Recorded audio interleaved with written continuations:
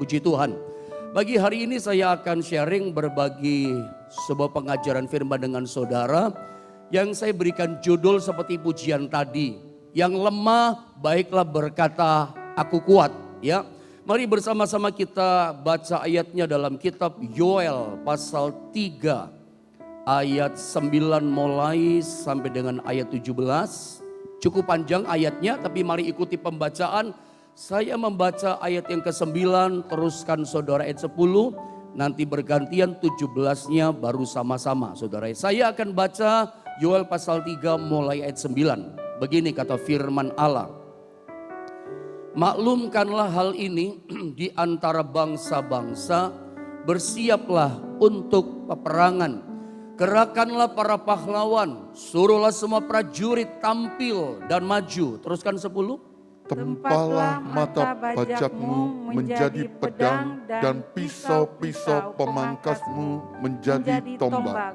Baiklah orang yang tidak berdaya berkata, aku ini pahlawan. Ayat 11 ya. Bergeraklah dan datanglah, hai segala bangsa dari segenap penjuru. Dan berkumpullah ke sana, bawalah turun ya Tuhan pahlawan-pahlawanmu. Terus. Baiklah bangsa-bangsa bergerak dan maju ke lembah Yosafat, sebab di sana aku akan duduk untuk menghakimi segala bangsa dari segenap penjuru. Ayunkanlah sabit, sebab sudah masak tuayan. Marilah iriklah, sebab sudah penuh tempat anggur, tempat-tempat pemerasan kelimpahan. Sebab banyak kejahatan mereka. 14 teruskan. Banyak orang di lembah penentuan. Ya, sudah dekat hari Tuhan di lembah penentuan. Ayat 15. Matahari dan bulan menjadi gelap dan bintang-bintang menghilangkan cahayanya. 16 terus. Tuhan mengaum dari Sion, dari Yerusalem ia memperdengarkan suaranya, dan langit dan bumi bergoncang. Tetapi Tuhan adalah tempat perlindungan bagi umatnya dan benteng bagi orang Israel. Ayat 17, mari bersama-sama kita baca ayat 17, 1, 2, dan 3.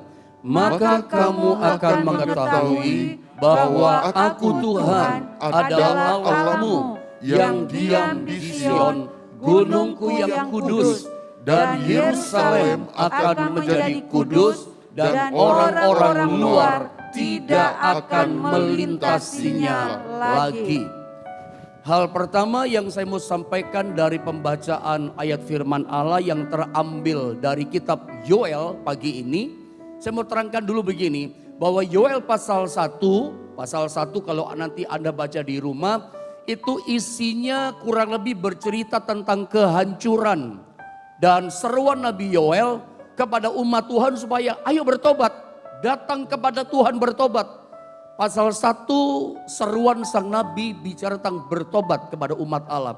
Kenapa bertobat? Karena umat Allah mengalami kehancuran, mereka mengalami paceklik, mereka mengalami kekeringan, mereka mengalami namanya semacam tulah yang terjadi. Ada belalang yang menyerang setiap tumbuh-tumbuhan, menyerang setiap apapun yang mereka tanam. Gagal panen, kehancuran itu terjadi pada kitab Yoel. Ada yang namanya belalang pindahan, belalang pelahap, belalang pengerip, belalang yang semuanya dapat macam belalang saudara ya. Itu melahap semua yang ditanam sama orang Israel. Ya, sehingga betul-betul Israel mengalami kekeringan, kekurangan, kemiskinan, penderitaan. Jadi Yoel pasal 1 itu menceritakan sengsaranya, penderitaannya, kemiskinannya umat Allah. Dan Yoel muncul sebagai hamba Allah bersuruh gini, ayo bertobat, mau dipulihkan, mau diberkati, mau ditolong Tuhan, bertobat. Lalu kalau kita baca masuk pada pasal 2, kalau mereka mau bertobat, pasal 2 itu berisi tentang janji-janji Tuhan kepada umat Allah kalau mereka bertobat. Baca pasal 2 di rumah nanti ya. Karena kita pasti gak punya kesempatan kalau saya terangkan per pasal sama saudara. Intinya saya sodorkan. Jadi pasal 2 itu bicara janji Tuhan kalau mereka bertobat.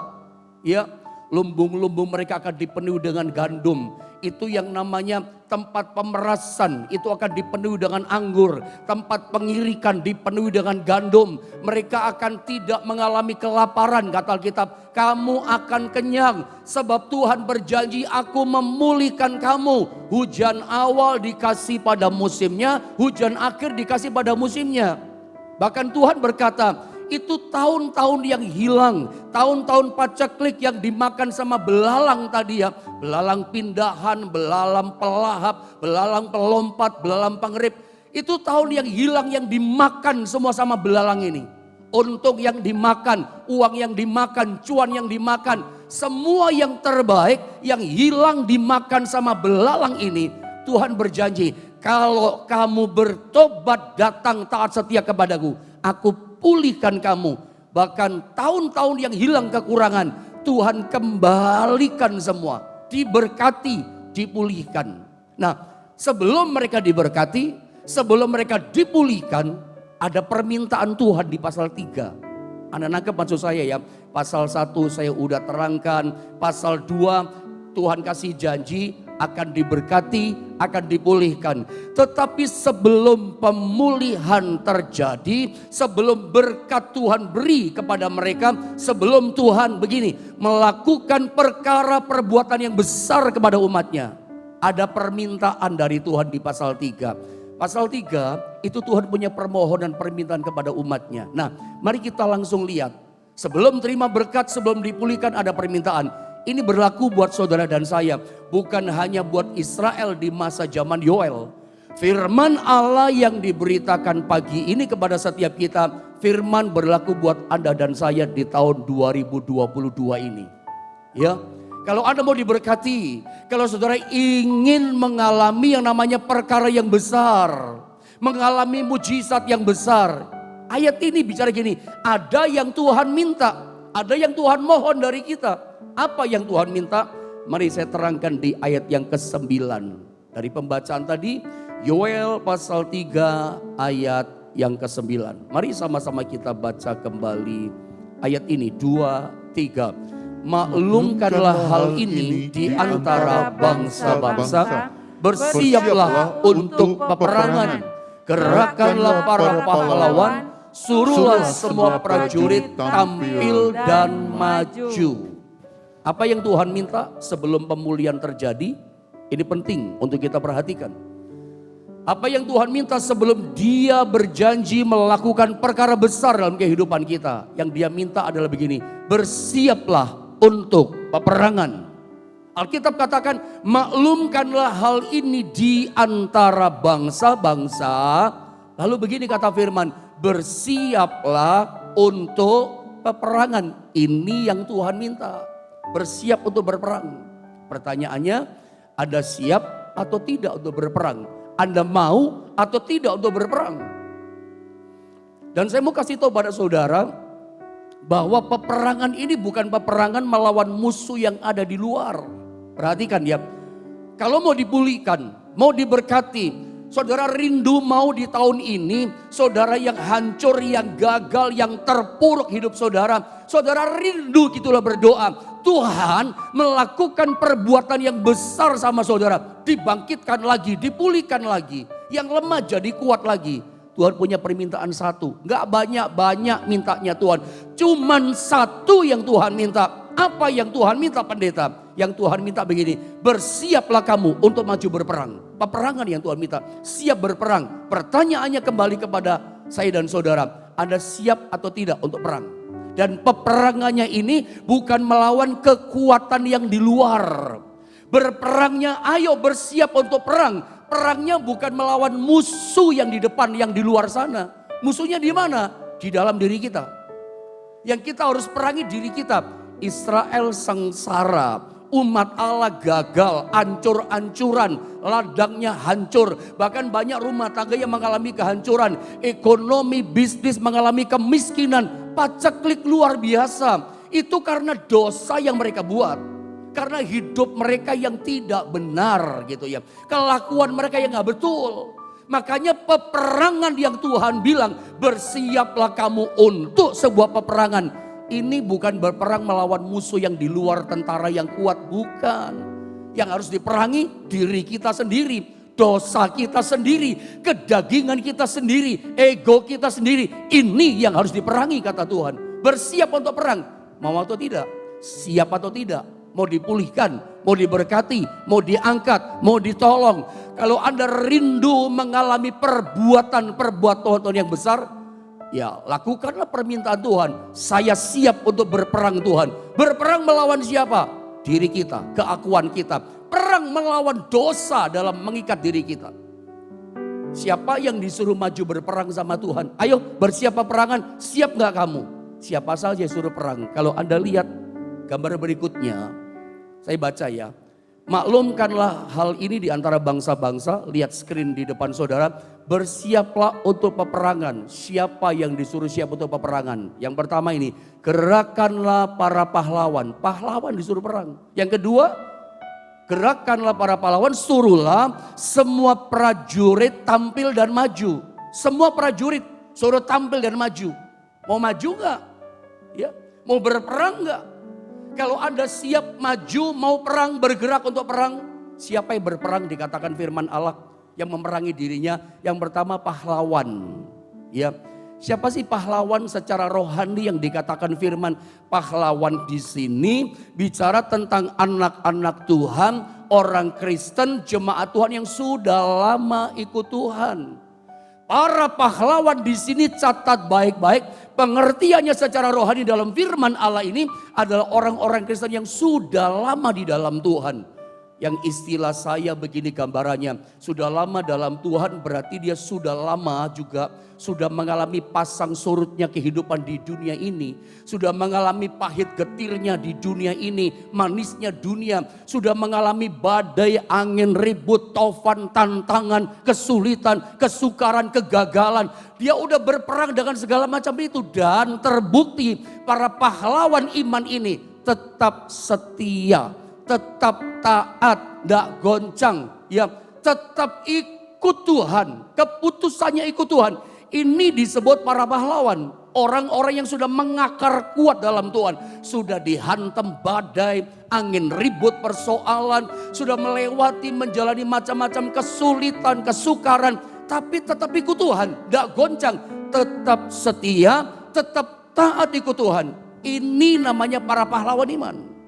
Itu yang pertama, suruh maju berperang. Siap perang kamu? Para pahlawan yang sudah lama ikut Tuhan, yang sudah mengakar dalam iman, ayo maju perang, jangan diam, bergerak, jangan cuma pasif. Yang kedua adalah yang disuruh maju tampil adalah para prajurit. Siapa ini para prajurit secara rohani di sini? Ini orang-orang Kristen yang baru.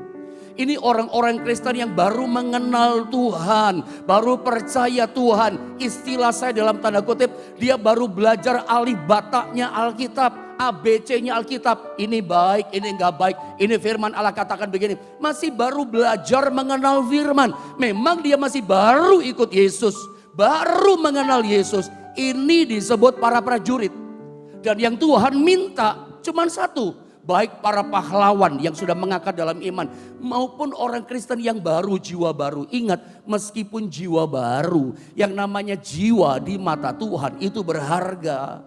Tuhan gak ingin jiwa baru, jiwa lama, umat Tuhan lama, umat Tuhan baru. Meskipun dia baru mengenal Tuhan, Tuhan gak ingin hidupnya menangis terus. Tuhan gak ingin melihat hidup saudara susah terus. Sesungguhnya Tuhan sedih gitu loh. Ketika melihat kegagalanmu, kehancuranmu, engkau sakit, engkau terpuruk. Tuhan gak suka, gak senang lihat kita mengalami itu. Tuhan senang ketika kita mengalami janji-janjinya. Mengalami kemenangan dari Tuhan. Mengalami keberkatan Tuhan. Itu yang Tuhan mau. Tetapi Tuhan punya satu permintaan. Tidak banyak permintaannya. Cuma satu yang dia minta. Kamu maju berperang, siap berperang. Kembali saya sodorkan pada saudara, siap tidak sudah berperang dengan diri sendiri, dengan dosa kita sendiri, keakuan kita sendiri. Mau maju gak berperang? Ini yang Tuhan minta, disuruh maju, ya, gak boleh diam. Nah, sekarang pertanyaannya bagaimana cara perang melawan diri sendiri? Nah, kita perlu tahu. Karena peperangan ini bukan melawan musuh yang di luar. Saya ulang, bukan melawan kekuatan yang di luar. Ini perang dengan diri yang di dalam. Bagaimana cara perangnya? Termasuk ini memerangi situasi, kondisi, keadaan yang melemahkan kita, keadaan kita. Bagaimana cara perang? Mari saya ajak saudara lihat di ayat yang ke-10. Sama-sama baca dulu ayatnya dengan keras. Ayat 10, Yoel 3 ayat 10, 2, 3. Tempalah mata bajakmu menjadi pedang dan pisau-pisau pemangkasmu menjadi tombak. Baiklah orang yang tidak berdaya berkata, aku ini pahlawan. Bagaimana cara berperangnya? Kami siap maju perang Tuhan, kami maju mau perang. Tunggu dulu, bagaimana cara perangnya? Tuhan bilang begini, tempa mata bajak. Yoel 3 ayat 10 ini bahasa kiasan rohani buat kita. Ini bukan perang jasmani yang sesungguhnya. Tuhan mengajari bagaimana mereka keluar dari masa kesusahan dalam kitab Yoel. Karena datangnya binatang yang namanya belalang, pelahap, pindahan, pelompat, pengerip tadi saudara ya. Yang membuat mereka habis-habisan. Keadaan mereka buruk, situasi buruk, rumah tangga buruk. Semua ekonomi buruk. Bagaimana mengubah yang buruk jadi baik. Berperang kata Tuhan. Gimana cara perangnya? Dikasih gambaran. Mata bajak, saya kasih gambar di situ sama saudara. Lihat screen saudara. Mata bajak itu disuruh obah sama Tuhan. Robah mata bajak, ditempa jadi pedang. Jadi bajaknya mata bajak. Mata bajak itu kita sama-sama tahu untuk membajak ladang, membajak sawah. Membajak tanah. Tanah yang keras dikerjakan, dibajak supaya jadi gembur. Siap untuk ditanam, dibajak. Dan biasanya selalu begitu. Petani bisa membajak di ladang, petani bisa membajak di sawah. Itu ketika situasi negara tempat itu betul-betul aman, damai. Dalam arti tidak ada peperangan, maka petani bisa membajak ladang dengan tenang. Membajak ini dengan mata bajak, butuh situasi tidak ada peperangan dan situasi betul-betul aman. Tetapi Tuhan berkata begini, mata bajakmu robah jadi pedang. Dirobah, bilang sama-sama saya dirobah. Kata-kata ini penting. Mata bajak harus dirobah jadi pedang. Apalagi pisau pemangkas. Pisau pemangkas itu kalau di sana kalau di Jawa itu ani-ani, untuk panen. Pisau untuk panen gandum, potong gandum, panen. Itu pun panen, itu bisa dilaksanakan, dikerjakan musim panen dengan pisau pemangkas ketika situasinya memang betul-betul aman. Tidak ada peperangan, semua damai, aman, bisa panen dengan pisau pemangkas. Tapi Tuhan bilang dalam ayat ini, pisau pemangkasmu harus dirobah jadi tombak.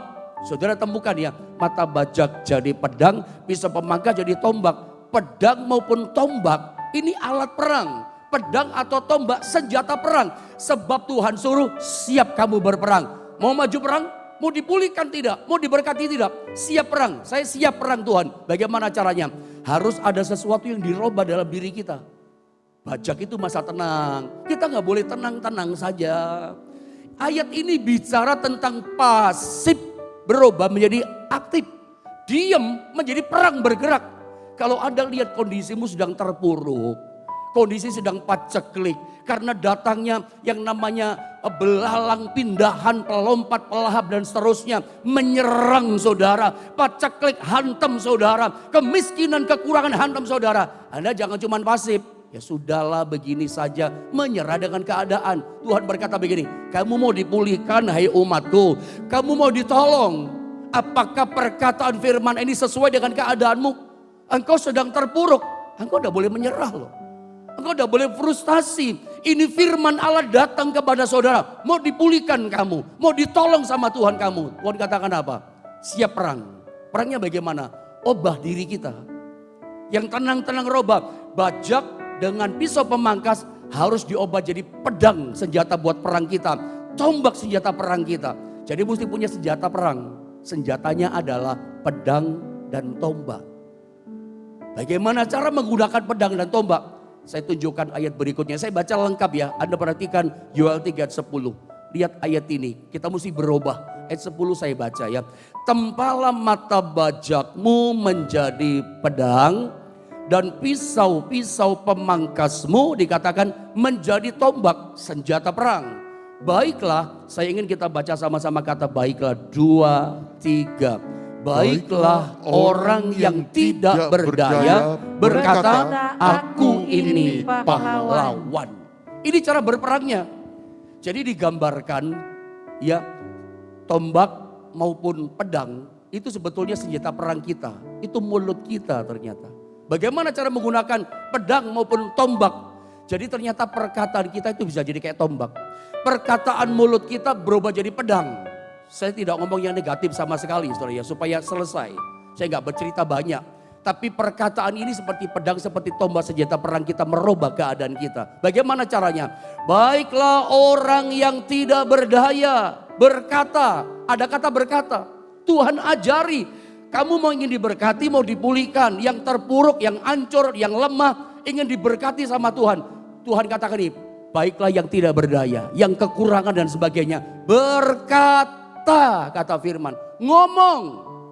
Tuhan ajari kita merubah hidup kita, merubah situasi keadaan kita. Tuhan ajari, kamu mesti perang dengan dirimu dengan cara bagaimana? Berkata. Perkataan kita bagaikan tombak, omongan kita bagaikan pedang. Yang lemah berkata begini, aku ini pahlawan. Tuhan yang ngajari loh saudara. Terjemahan bahasa Inggris, kalau saudara lihat di ayat 10, ya orang yang tidak berdaya berkata, aku ini pahlawan. Kalau terjemahan bahasa Inggris berkata begini, let the weak say I'm strong.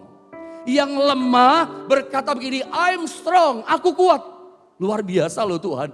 Kalau hari ini ada di antara saudara yang merasa, aku tidak berdaya pendeta, aku lemah. Tuhan ajari kita berkata dengan dirimu, perangi dirimu yang lemah, perangi dirimu yang tidak berdaya, menyerah, frustasi, putus asa dengan keadaanmu. Kamu berkata, aku ini pahlawan, aku ini bukan orang biasa, aku orang luar biasa ada Tuhan, aku ini pahlawan, aku bukan orang lemah. Bahkan yang lemah berkata begini, I am strong. Let the weak say I am strong, kata Alkitab, aku kuat. Dan itu ternyata perkataan yang berkata, aku kuat, aku tidak lemah, aku kuat. Itu jadi tombak perkataan kita. Itu perkataan kita jadi pedang, saudara. Di sini kita belajar sesuatu bahwa saya tulis di sini supaya jelas, kalau udah mau screenshot silakan. Orang yang tidak berdaya disuruh sama Tuhan, lu mesti berubah. Tuhan berkata begini, katakan begini, aku ini pahlawan. Bahkan kepada orang yang lemah, Tuhan perintahkan, Tuhan suruh. Berkata begini, aku ini kuat. Ini firman loh yang ajari kita. Ini firman yang ajar sama kita. Disuruh berkata. Di sini kita melihat tentang dahsyatnya kuasa perkataan. Dahsyatnya apa yang kita ucapkan. Jadi betapa kita tidak boleh main-main dengan yang kita ucapkan. Seringkali kita menganggap remeh kecil yang kita omongkan. Seenaknya kita ngomong. Padahal yang kita ucapkan itu bisa merubah dunia kita. Ya, yang kita katakan bagaikan pedang dan tombak itu bisa merubah masa depan kita. Ada satu ayat yang saya sering kali ajarkan sama saudara. Saya ingin warnai, munculkan kembali ayat ini pagi ini. Amsal 18 ayat 21 saudara ya. Mari bersama-sama kita membaca ayat ini. Ini ayat yang powerful buat setiap kita. Ya, Amsal 18 ayat 21 sama-sama kita baca 2, 3. Hidup dan mati dikuasai lidah. Siapa suka menggemakannya akan memakan buahnya. Hidup mati dikuasai lidah. Siapa suka menggemakannya, mengatakannya, mengomongkannya akan memakan buahnya, memakan hasilnya. Jadi kita makan dari yang kita katakan. Kita dikenyangkan dari yang kita ucapkan. Betapa kita gak boleh main-main dengan yang kita ucapkan. Jangan menganggap kecil, remeh yang kita ucapkan. Karena ternyata betapa dahsyatnya, betapa hebatnya perkataan orang beriman. Dia punya kuasa bagaikan tombak yang tajam, bagaikan pedang senjata peperangan. Itu bisa membalikkan keadaan kita.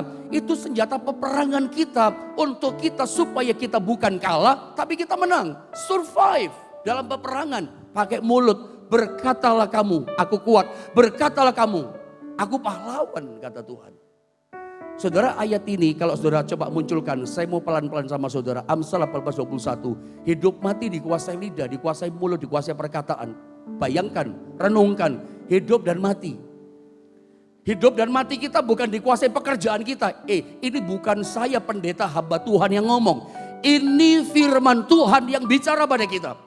Ini Tuhan dari sorga bicara pada kita. Tuhan yang berkata, hidup mati kita bukan dikuasai ekonomi kita. Hidup mati kita bukan dikuasai pekerjaan kita. Hidup mati kita bukan dikuasai oleh bisnis kita. Tetapi Alkitab berkata, hidup dan mati kita dikuasai perkataan kita. Bolehkah saya ganti kata ini? Sukses gagalnya kita dikuasai perkataan kita.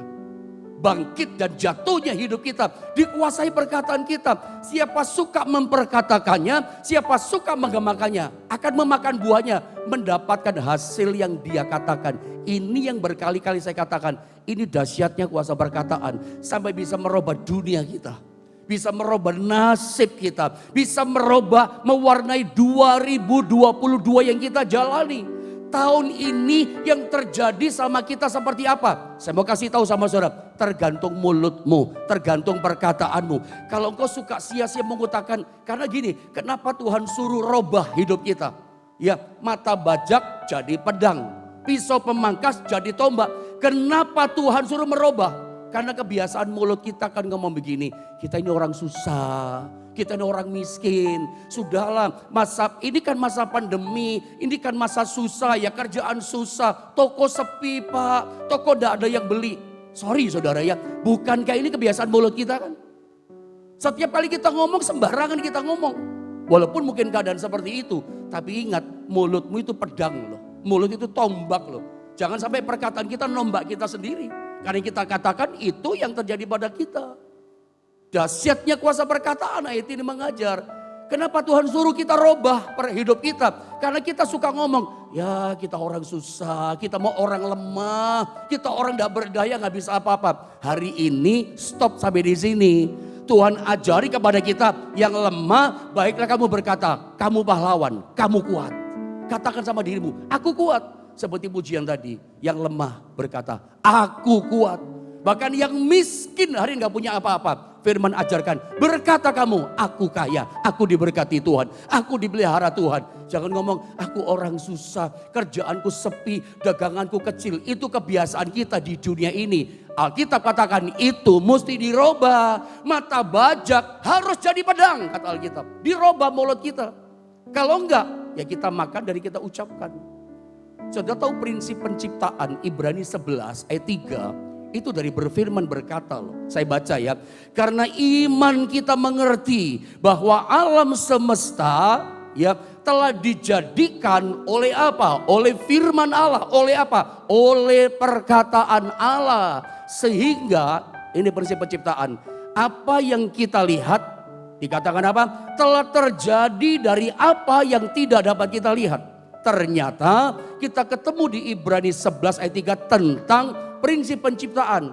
Bahwa ternyata penciptaan itu bukan dari tidak ada jadi ada. Tapi dari tidak kelihatan jadi kelihatan. Jadi semua yang kelihatan sekarang. Matahari, bulan, bintang, cakrawala, lautan, gunung-gunung, daratan. Semua yang indah. Yang kita lihat ada sekarang. Itu tadinya tidak kelihatan. Tapi jadi kelihatan. Bagaimana yang tidak kelihatan dalam prinsip penciptaan. Jadi kelihatan ada matahari dan seterusnya. Karena berfirman, itu prinsipnya. Karena Tuhan berkata, Tuhan pakai perkataannya, Tuhan pakai firmannya, Tuhan pakai mulutnya berkata. Pakai mulut. Ini saya pernah ajarkan. Jadi bukan berarti yang gak kelihatan itu gak ada. Saya ulang. Bukan berarti yang belum kelihatan sama kita itu gak ada sama kita. Mungkin sekarang belum kelihatan berkat datang. Belum kelihatan kita sembuh tubuh kita. Belum kelihatan kita menang. Belum kelihatan kita dipulihkan. Belum kelihatan doa kita dijawab. Kita belum lihat. Tapi bukan berarti yang belum kelihatan, tidak kelihatan itu tidak ada loh. Dulu alam semesta itu tidak kelihatan tapi kelihatan sekarang. Bagaimana supaya yang tidak kelihatan jadi kelihatan? Diambil. Pakai apa? Mulut. Berkata Tuhan. Jadilah terang. Jadilah cakrawala. Jadi yang tidak kelihatan seperti prinsip Nabi Musa. Sedikit ayat ya. Bilangan, coba bilangan pasal 20 itu ya. Bilangan pasal 20 ini ayat 8 saya baca ya, turun ke bawah ya. Nanti kita lihat berhenti di mana lalu selesai. Kelanjutannya saya lanjutkan berikutnya hari Senin sore. Pada suatu kali ketika tidak ada air bagi umat itu, berkumpullah mereka menggerumuni Musa dan Harun. Ini ada masalah, nggak ada air. Kadang kita ngalami nggak ada air yang kita butuhkan. Yang kita butuhkan nggak ada. Dan bertengkarlah, jangan ditiru Israel. Bangsa itu dengan Musa katanya, Sekiranya kami mati, ngomongnya mati. Ingat ya, jangan sembarangan ngomong. Betapa pentingnya kita jaga mulut. Sekiranya kami mati binasa pada waktu saudara-saudara kami mati binasa di hadapan Tuhan. Sedikit-sedikit ngomong mati. Lihat ayat yang keempat. Mengapa kamu membawa jemaat Tuhan ke padang gurun ini supaya kami dan ternak kami mati di situ? Mati lagi ngomongnya, nanti mati sungguhan loh. Hampir 3 juta orang, cuma 2 kok masuk tanah Kanaan. Semuanya binasa mati. Yang mereka katakan mereka terima. Betapa pentingnya dahsyatnya kuasa perkataan. Jangan sembarang anggap remeh perkataan. Yang kita katakan itu kita alami loh. Kalau Anda ngomong 2020 sepi Pak tokonya. Ya sepi lah yang saudara makan. Tidak ada pembeli Pak. Itu yang terjadi. Bagaimana ketika menghadapi tidak ada pembeli berkata, aku diberkati, tokoku rame dan seterusnya. Lihat ayat berikutnya. Mengapa kamu memimpin kami keluar dari Mesir untuk membawa kami ke tempat celaka ini yang bukan tempat menabur, tanpa pohon ara. Memang tidak ada pohon ara, anggur dan delima, bahkan air minum pun tidak ada. Ayat terus. Maka pergilah Musa dan Harun dan umat itu ke pintu kemah pertemuan. Lalu sujud, kemudian tampaklah kemuliaan Tuhan kepada mereka. Ayat 7. Tuhan berfirman kepada Musa, lihat 8, lalu selesai. Ambillah tongkatmu itu, tongkat yang sakti itu. Dan engkau dan Harun kakakmu harus menyuruh umat itu berkumpul. Perhatikan, katakanlah, bilang sama-sama saya, katakanlah. Yang ngajar Tuhan loh, yang ngomong Tuhan, ngomong sama Musa. Musa, katakanlah di depan mata mereka kepada bukit batu itu. Katakan supaya diberinya air. Katakan demikian akan mengeluarkan air dari bukit batu dan seterusnya. Ketika tidak ada air, Tuhan ajari sama Musa. Musa berkata pada gunung batu itu, hai gunung batu beri air. Hai gunung batu keluar air.